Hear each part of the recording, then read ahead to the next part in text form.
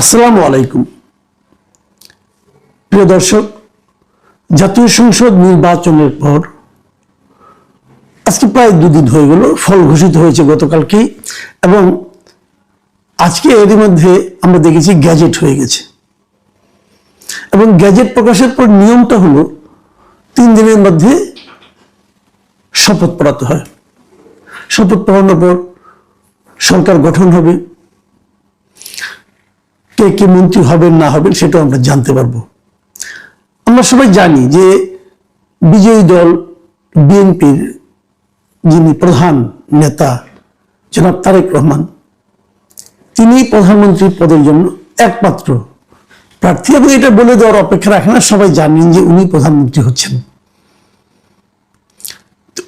উনারটা নয় বোঝা গেল, অন্য মন্ত্রী কে হবেন, অথবা রাষ্ট্রপতি যিনি আছেন বাংলাদেশে, ওনার কিন্তু আরো কিছুদিন মেয়াদ আছে। উনি কি সেই মেয়াদ পর্যন্ত থাকবেন, নাকি ওনাকে সরিয়ে দেওয়া হবে এবং বিএনপি নতুন করে কাউকে রাষ্ট্রপতি বানাবেন? এই প্রশ্নগুলি কিন্তু জরুরি। আগে রাষ্ট্রপতি বিষয়টা কথা বলি। যিনি এখন রাষ্ট্রপতি আছেন উনি আওয়ামী লীগ সরকারের রাষ্ট্রপতি ছিলেন, এবং যেহেতু আওয়ামী লীগ সরকারের একটা অস্বাভাবিক প্রক্রিয়ায় পতন হয়েছে, মানে আওয়ামী লীগকে ফ্যাসিবাদী সরকার হিসাবে বিবেচনা করে এদেশের মানুষ তার পতন ঘটিয়েছে, এদেশের ফ্যাসিবাদী সরকারের যিনি রাষ্ট্রপতি তার প্রতিও কিন্তু সে ধরনের মনোভাব প্রকাশিত হতেও পারে, হওয়াটা অস্বাভাবিক কিছু না। কিন্তু ইন্টারেস্টিং হলো, গত 1.5 বছরে এই রাষ্ট্রপতিকে অপসারণের জন্য নানা ধরনের চেষ্টা করা হয়েছিল। সেই সময় বৈষম্যমূলক ছাত্র আন্দোলন যারা ছিল তারা চেষ্টা করেছিলেন। অন্তর্বর্তীকালীন সরকার যেটা ছিল, সেই সরকারের যিনি প্রধান ডক্টর ইউনূস, উনিও তার সঙ্গে নানাভাবে অপমানসূচক আচরণ করেছেন। কারণ সাধারণত একটা নিয়ম থাকে যে সরকার প্রধান বিদেশ থেকে ভ্রমণ করে এলে, বিদেশ কোনো সফর শেষে দেশে ফিরে রাষ্ট্রপতির সঙ্গে দেখা করেন, যেটা এই অন্তর্বর্তীকালীন সরকারের প্রধান একবারও করেননি। বাট অন্তর্বর্তীকালীন সরকার যতগুলি সিদ্ধান্ত নিয়েছেন, সরকারি আইন করেছেন, অধ্যাদেশ করেছেন, সেগুলি কিন্তু অধ্যাদেশ আকারে রাষ্ট্রপতির কাছ থেকে এসেছে। মানে তারা রাষ্ট্রপতিকে ব্যবহার করেছেন, কিন্তু তাকে সম্মান করেননি। হতে পারে যে উনি হাসিনা সরকারের নিয়োজিত রাষ্ট্রপতি, এই জন্য তাকে অসম্মান করে ওনারা এক ধরনের আমোদ পেয়েছেন। কিন্তু যখন কেউ একজন রাষ্ট্রপতি হয়ে যায়, তখন কিন্তু উনি কেবল কার মাধ্যমে কিভাবে নির্বাচিত হলেন সেটা থাকে না, তখন কিন্তু ওটাকে সম্মান করা মানে ওই চেয়ারটাকে সম্মান করা, ওই পদটাকে সম্মান করা। এই কাজটা আমি দেখেছি বিএনপির মধ্যে ছিল। বিএনপি কিন্তু কখনোই তাকে অসম্মান করে কোনো কিছু বলেনি, এবং যখন তাকে ওই পদ থেকে সরিয়ে দেওয়ার জন্য নানা উদ্যোগ নেওয়া হয়েছে, চাপ প্রয়োগ করা হয়েছে, আন্দোলনও হয়েছে, বিএনপি সেগুলোতে সায় দেয়নি। ওনাকে সরিয়ে দেওয়ার ব্যাপারে বিএনপি সায় এতদিন দেয়নি। কিন্তু যখন বিএনপি এখন নিজে সরকার করবে, তখন কি করবে? তখন কি এই রাষ্ট্রপতিকে তার মেয়াদ পর্যন্ত থাকতে দেবে, নাকি তারা নিজেদের রাষ্ট্রপতি নিয়োগ করবে? নাকি প্রধানমন্ত্রী, যেহেতু মন্ত্রী পরিষদ যখন গঠিত হবে, সেই শপথ কিন্তু এই রাষ্ট্রপতি পড়াবেন। এই রাষ্ট্রপতি তারেক রহমান সহ ওনার মন্ত্রী পরিষদ যেটা হবে, সেটাকে এই রাষ্ট্রপতি কিন্তু শপথ পড়াবেন। মাঝখানে একটা নিউজ দেখেছিলাম, রাষ্ট্রপতি বলেছিলেন যে যদি বিএনপি চায় যে তারা অন্য রাষ্ট্রপতি নিয়োগ করবে, তাহলে উনি সেই জন্য বাধা হয়ে দাঁড়াবেন না, উনি নিজেই সেখান থেকে সরে যাবেন।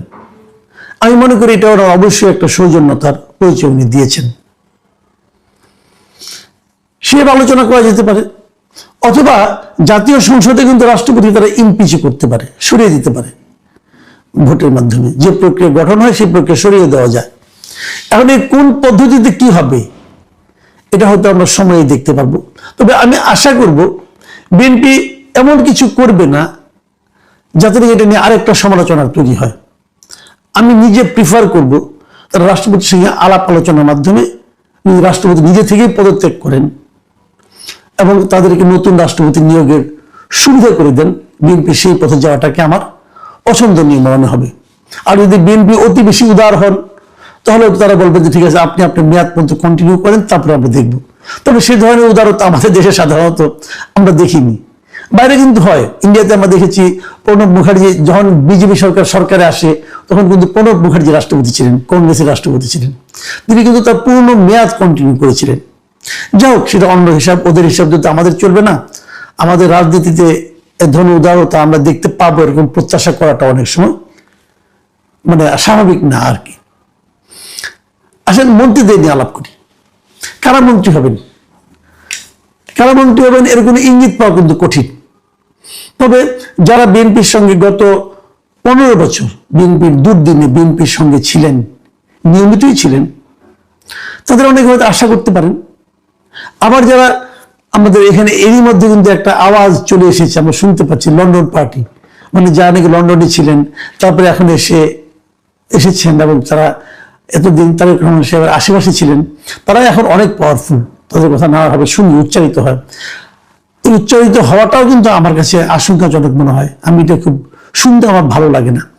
যাই হোক, সেটা আমার ব্যাপার, আমার ভালো লাগে না লাগে কি আসে যায়। কিন্তু তাদের মধ্যে অনেকে মন্ত্রিত্ব পাচ্ছেন, এর ধরনের কথা আমি শুনতে পাই। এটা খুব স্বাভাবিক যে গত 17 বছর তারেক রহমান সাহেব যখন লন্ডনে ছিলেন, এই লোকগুলি ওনার আশেপাশে ছিলেন এবং এদের পরামর্শ উনি নিয়েছেন এবং এদের সঙ্গে কোনো বিষয়ে মত বিনিময় করতে, আলাপ আলোচনা করতে উনি স্বাচ্ছন্দ্য বোধ করেন। এটা খুবই স্বাভাবিক। তাদের উপর উনি আরো নির্ভর করতে চাইবেন, এটাও স্বাভাবিক। তবে আমার পরামর্শ হবে, তারেক রহমান সাহেব উচিত হবে এই যাদের সঙ্গে উনি কথাবার্তা বলে আলাপ আলোচনা করতে স্বাচ্ছন্দ্য বোধ করেন, তাদের মন্ত্রিত্বের মতো দায়িত্বে না দিয়ে ওনার উপদেষ্টা পরিষদের মতো একটা গঠন করে তাদের সঙ্গে সেই প্রক্রিয়া আলাপ আলোচনা করে যেন চালিয়ে যান। এটা ওনার জন্য সুবিধা হবে। যে কোনো একটা ইস্যুতে ওনার নিশ্চয়ই কিছু পরিচিত লোক আছে যার সঙ্গে কথা বলে আরাম পান এবং যার পরামর্শগুলি উনি একদিন দেখেছেন দল পরিচালনা করতে গিয়ে, যে কার পরামর্শ ওনার কাছে বেশি গ্রহণযোগ্য মনে হয়, সেটা যেন ওভাবেই যেন ওদেরকে রাখেন এবং সেই পরামর্শ দেওয়াটাও কিন্তু একটা জরুরি কাজ। সেটা হলে আমার মনে হয় ভালো হবে। আর মন্ত্রিত্ব যখন চালাতে যাবে, একটা কথা মাথায় রাখা দরকার, সেটা যেন জাতীয় স্বার্থে যাদের দিয়ে কাজ করালে দেশের উন্নতি হবে, জাতির উন্নতি হবে, তাদেরকে যেন উনি সেই সমস্ত গুরুত্বপূর্ণ পদগুলিতে দেন। আমি নিজে নতুনদেরকে ট্রাই করার পক্ষপাতী। আমি মনে করি যারা ইয়াং ক্যাপাবল আছেন তাদেরকে যেন উনি ট্রাই বেশি করেন। প্রিয় দর্শক, নতুন সরকার আসছে, তাদের নিয়ে আমাদের অনেক আশাবাদ, অনেক কিছু আশা করি, আবার অনেক ভয় করি। কাজে এই কথাগুলো বললাম। আপনারা ভালো থাকবেন। এখন এ পর্যন্তই। আল্লাহ হাফেজ।